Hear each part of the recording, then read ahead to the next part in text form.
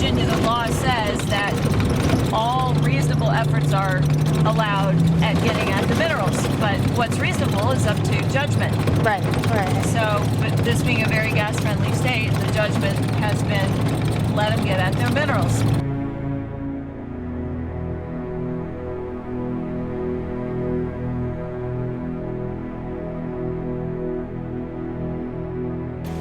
Scale this up and think, well, what does this look like going through Numbington National Forest, or over pristine streams, over bigger mountains, through karst areas, that kind of thing. And this area is what we refer to as kind of like ground zero / Frackistan, because it's got so much development.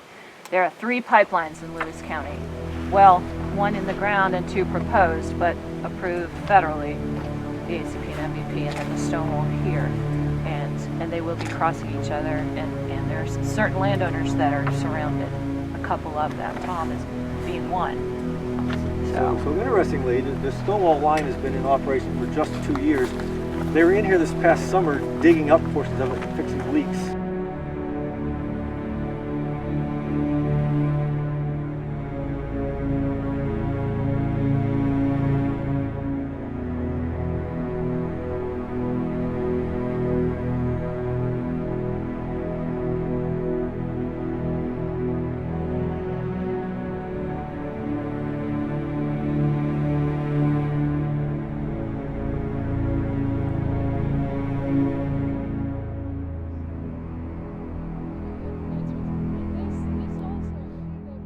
Now, these folks have an environmental right that's being violated, right? And we're trying to vindicate those rights to both protect the people in those environments, but also to help further define, again, what it means to have an environmental right in the Commonwealth of Pennsylvania. Because it's not just like the right to free speech, right? We've been litigating over what it means to have a right to free speech for over 200 years. Yet there are still legal actions, right? Mm-hmm. We have a pretty good sense of what it means, but not a total sense.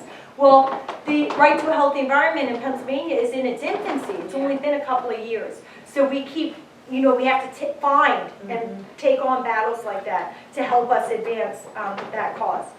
An environmental rights amendment absolutely requires science-based decision-making. It requires a look at individual impacts as well as cumulative impacts. And it requires that generational view. The way the constitutional provision is written, it's very clear that it is generational. The obligation is generational. So when decisions are being made, you have to think, am I going to be protecting the people today, but also the people yet to be born? So it's a much more robust obligation. But one of the things I try to impart to audiences who are not filled with activists and who are maybe more vulnerable to this economic argument is, again, there's an economic argument to be made strongly that a healthy environment is the best thing you can do economically.